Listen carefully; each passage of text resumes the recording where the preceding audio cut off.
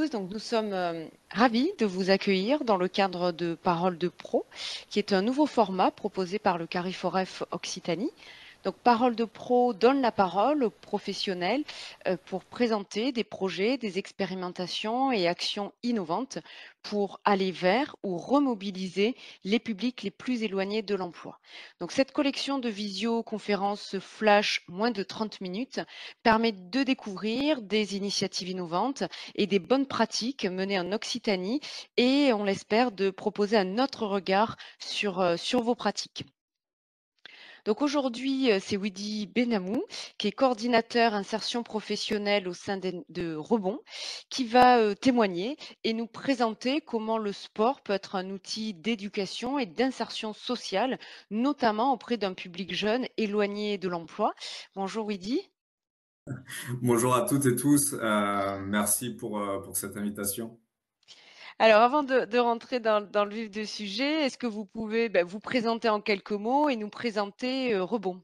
Bien sûr. Alors du coup, donc Widi Benamou, coordinateur du pôle insertion professionnelle de l'association Rebond, en poste depuis 2019.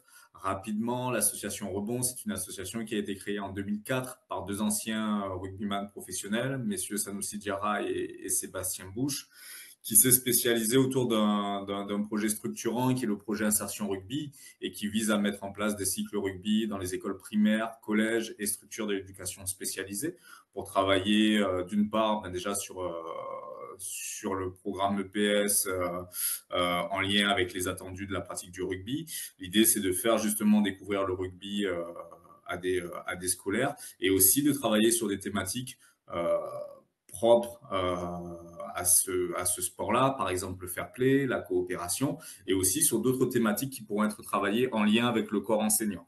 Donc l'association s'est développée autour de ce projet-là. En 2019, ils ont décidé d'adapter leur expertise socio-sportive à l'insertion professionnelle, puisque pour l'association, ça avait vraiment du sens, puisque dans le cadre du projet Insertion Rugby, on peut suivre des enfants euh, pendant une très très longue durée, si bien que arrivé à l'adolescence, on s'est retrouvé à traiter aussi des questions d'insertion professionnelle, comment on accompagne vers la recherche du stage de troisième, comment on accompagne vers de la recherche d'alternance. On mettait aussi en place du parrainage, mais de façon informelle. Donc, il y avait quand même des actions d'insertion professionnelle qui étaient menées, le parcours sport animation qui vise à accompagner aussi des jeunes des 17-25 ans dans la passation du BAFA. Donc, il y avait déjà quand même une approche insertion professionnelle au sein de l'association. La direction a souhaité du coup structurer cette approche en créant un pôle en 2019 et c'est dans ce cadre-là qu'on a pu expérimenter plusieurs dispositifs d'insertion professionnelle, dont des marques toi qui nous concernent aujourd'hui. Alors justement, est-ce que vous pouvez nous donner des précisions sur les publics que vous accompagnez, notamment sur cette action Démarque-toi? Complètement. Du coup, sur Démarque-toi, on est lauréat du PIC repérer et mobiliser les publics dits invisibles. Donc, on va être sur des jeunes entre 16 et 29 ans, ni en emploi, ni en formation, ni en école, donc le fameux critère NEET, et en dehors des radars du service public de l'emploi, donc c'est-à-dire non inscrit à Pôle emploi, mission locale ou Cap emploi, ou avec un contact rompu avec le conseiller. Donc l'objectif, ça va vraiment être de repérer ces jeunes. On est sur une action qui est départementale, donc on réalise du repérage sur l'ensemble de la Haute-Garonne, même si nos publics proviennent essentiellement du territoire métropolitain. Mais voilà, l'objectif, ça va être de repérer et de petit à petit les remobiliser pendant un mois pour ensuite soit les ramener vers le service public de l'emploi ou soit concrétiser un projet de formation ou un projet d'emploi. Alors justement, rentrons dans le vif du sujet. Est-ce que vous pouvez nous présenter quel type d'actions innovantes sont mises en œuvre pour accompagner ces jeunes et nous dire concrètement comment ça se passe sur le terrain? Alors, je vais commencer du coup par le repérage parce que ce qui fait une des particularités de l'association Rebond dans ces dispositifs d'insertion professionnelle, ça va être d'aller chercher euh, les bénéficiaires hors les murs, c'est-à-dire qu'on va mettre en place des créneaux d'aller vers en centre-ville, sur les lieux de pratique sportive, dans les stades, sur les city-stades. Euh, et ce qui fait la particularité aussi de Démarque-toi, c'est qu'on a fait le parti pris d'aller dans les clubs sportifs pour rechercher le public cible, en partant du constat qu'à un moment donné, si le public n'est pas présent dans des lieux très institutionnalisés du type service public de l'emploi, on a de fortes chances de le trouver dans le club sportif, puisque déjà, au niveau administratif, c'est très facile d'intégrer un club. Il faut juste une pièce d'identité. On ne va pas te demander de justificatif de domicile. On ne va pas te demander d'attestation d'hébergement. Donc, c'est très facile pour la personne d'intégrer le club. Et puis, tout simplement, parce que le club, c'est un espace de socialisation fort pour la personne. On a la possibilité d'y rentrer dès les petites catégories, donc 5-6 ans, et d'y rester jusqu'aux catégories vétérans pour certains. Donc, c'est un lieu fort dans la vie d'une personne. Et effectivement, dans les catégories des 16, 17 ans, 18 ans et des catégories seniors, il peut y arriver que certaines personnes soient dans une démarche de recherche d'insertion professionnelle, de recherche d'emploi ou de formation. Et c'est là où justement les clubs sportifs peuvent finalement être des prescripteurs au même titre qu'une maison des solidarités, que d'un club de prévention ou d'un autre prescripteur classique.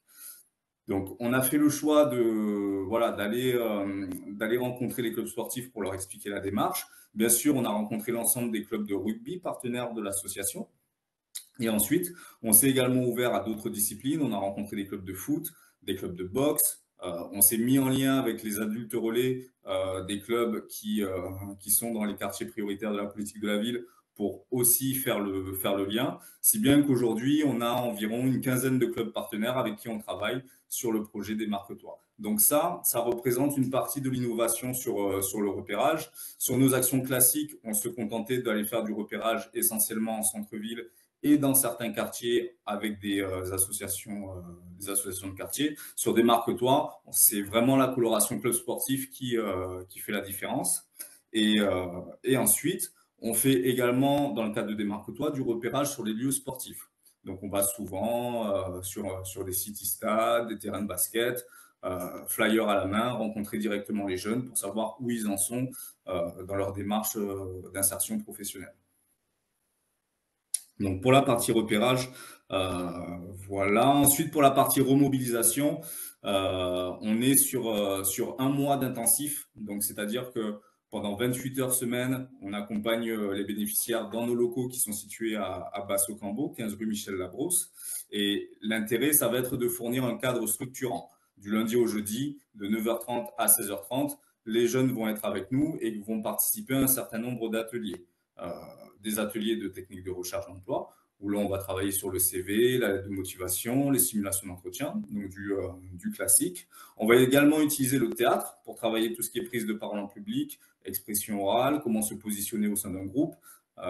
Et ensuite, bien sûr, ce qui fait l'ADN de Rebond, c'est qu'on va utiliser le sport, non pas comme un outil de développement des savoirs professionnels, comme ça peut être le cas dans d'autres dispositifs, mais là, le sport va surtout servir de support à la dynamique de groupe.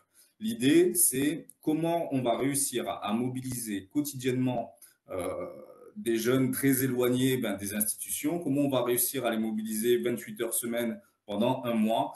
C'est avant tout en créant un lien de proximité, une dynamique de groupe avec eux. Et le sport y contribue largement. Par exemple, on va partir en séjour sportif en début d'accompagnement. On va partir parfois 2 jours à Saint-Antonin-Nobleval ou du côté de Luchon. Et l'idée, ça va être vraiment, par l'intermédiaire de ce séjour, créer des liens qu'on ne pourrait pas créer uniquement avec des ateliers en salle. On va par exemple faire de la spéléologie comme activité support, ce qui va permettre vraiment de créer des liens. Ensuite, on va utiliser parfois aussi de l'escalade pour travailler la confiance en soi. Donc vraiment des activités qui fédèrent. Ça nous permet aussi de voir s'ils sont en mesure de sortir de leur zone de confort aussi. C'est très révélateur en termes d'observation. Et puis le soir, il va y avoir un repas partagé où tout le monde va mettre la main à la pâte. Ils nous accompagnent pour faire les courses. Tout le monde met la main à la pâte le soir pour faire le repas. Et c'est super intéressant parce que ça nous permet de suite de voir qui prend plutôt des initiatives, qui reste plutôt en retrait. Et encore une fois, c'est sur ces moments-là où certaines discussions émergent et des discussions qui ne pourraient pas avoir lieu dans un cadre formel sur un atelier CV, lettre de motivation. Donc, le sport permet vraiment de créer cette dynamique de groupe qui est vraiment le fil rouge du parcours. Et puis ensuite, pendant le mois de remobilisation, ce qui va compter, c'est déjà de faire un diagnostic au niveau des freins périphériques. Donc, on est sur un accompagnement qui est global, en partant du constat que ce diagnostic sur les freins périphériques, il est super important, surtout sur des personnes qui sont très éloignées, comme c'est le cas du public invisible. Donc, on a un diagnostic qui est fait. Certaines problématiques peuvent être réglées directement par l'équipe. Mais ce qu'on fait régulièrement, c'est que forcément, on ne peut pas tout faire nous-mêmes. On s'appuie sur les partenaires pour venir travailler sur des questions, par exemple, telles que le logement, la mobilité, le dossier de santé ou encore le dossier administratif. Donc voilà, donc prise en compte des freins périphériques dans un premier temps. Et suite à ce diagnostic, si on juge que la personne est directement prête pour aller vers de l'emploi, de la formation, on va l'accompagner dans le cadre de ses recherches. Donc on va faire jouer notre réseau d'entreprise. Euh, on va aussi accompagner sur, comme je le disais tout à l'heure, sur des simulations d'entretien, de la lettre de motivation. Euh, on va faire vraiment les démarches pour essayer de concrétiser le projet. Et si jamais on juge que la personne n'en est pas encore là, que la personne a besoin d'une étape supplémentaire, mais dans ce cas-là, pardon, c'est là où interviennent les partenaires. Le but, ça va être déjà de remettre la personne dans une dynamique et ensuite de l'orienter soit vers la mission locale, sur un contrat d'engagement jeune, par exemple, soit vers l'EPID, l'école régionale de la deuxième chance, enfin voilà, l'orienter vers un dispositif partenaire. C'est vraiment le diagnostic qui va permettre de savoir vers quoi on s'oriente.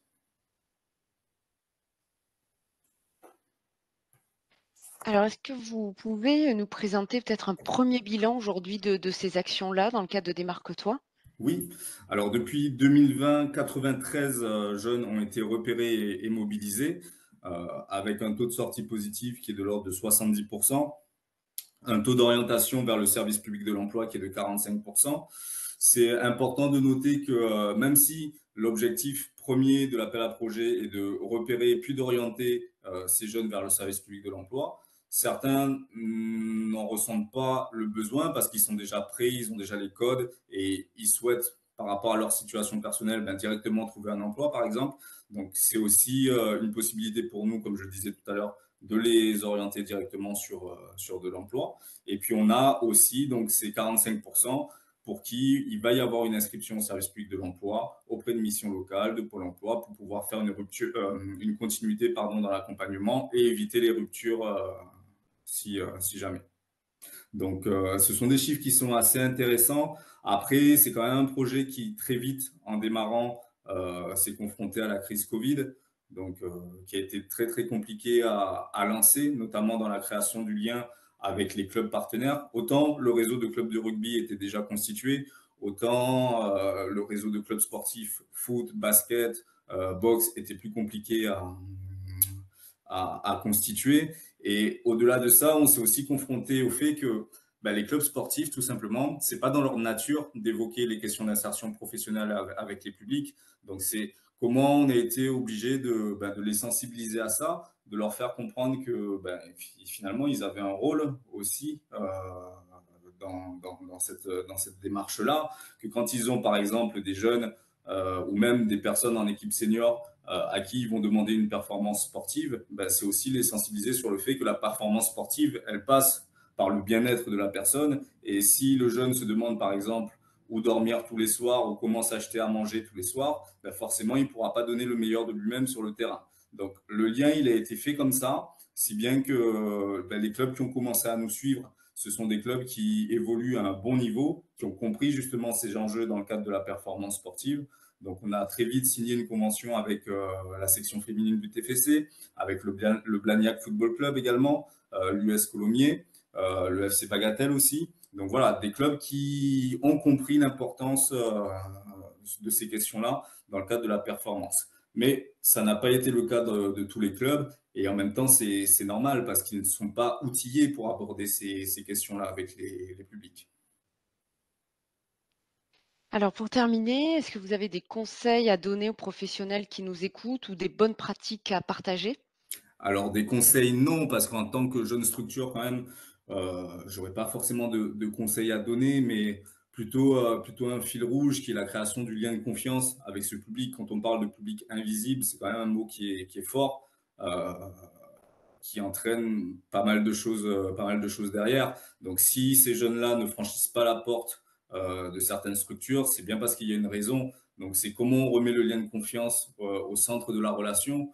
Euh, Comment, ben, justement, aussi dans le cadre d'un dispositif d'insertion, ben, on s'autorise à faire autre chose que du professionnel. Et c'est typiquement l'exemple du sport, parce que ben, justement, c'est sur le terrain du sport que se jouent certaines choses. Et sans ces ateliers-là, on ne pourrait pas cerner toute la personnalité de la personne. Et mieux on connaît un jeune, plus c'est facile pour le professionnel de poursuivre l'accompagnement avec lui. Donc c'est voilà, comment on s'autorise, comment on se donne le droit de faire des choses qui sont autres que le professionnel, parce qu'ils en ont besoin aussi.